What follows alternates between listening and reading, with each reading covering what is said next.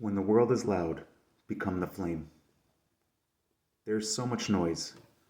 Markets trembling, governments posturing, wars whispered about like weather reports, artificial intelligence rising while human hearts feel increasingly unseen.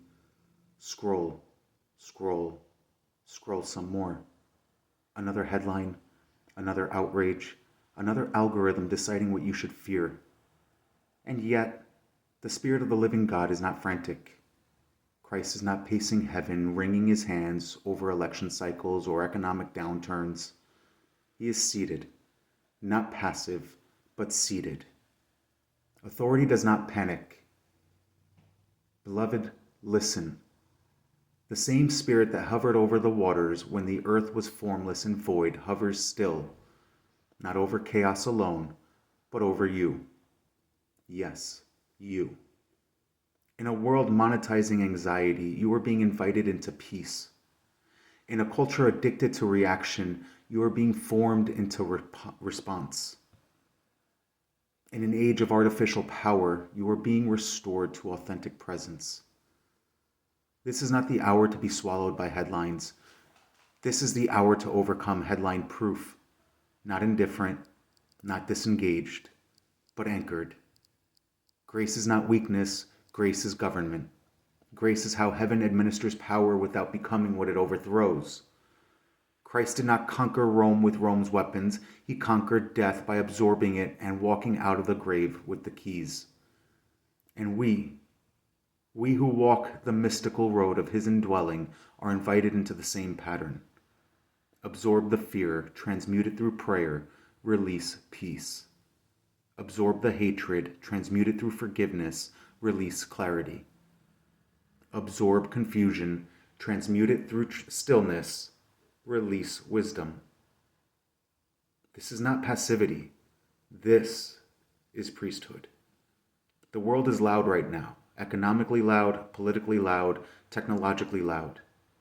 But the kingdom is yeast, hidden, working, expanding without spectacle.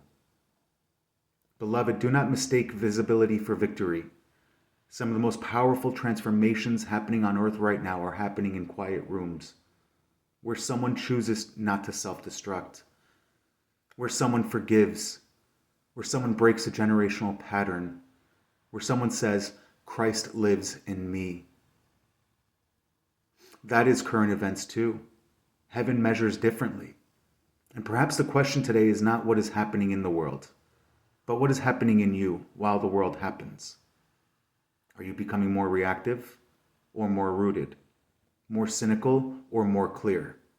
More afraid or more aligned? The gray offers of power still whisper in subtle forms. Control, influence, dominate. Win at all costs. But the Lamb still stands, and he still whispers a better way. Beloved, grace is not retreat. Grace is a disciplined love under pressure.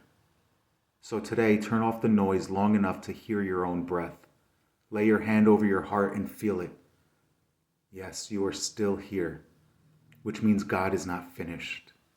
The Spirit has not withdrawn. The cross has not expired. The resurrection has not been overturned by trending topics.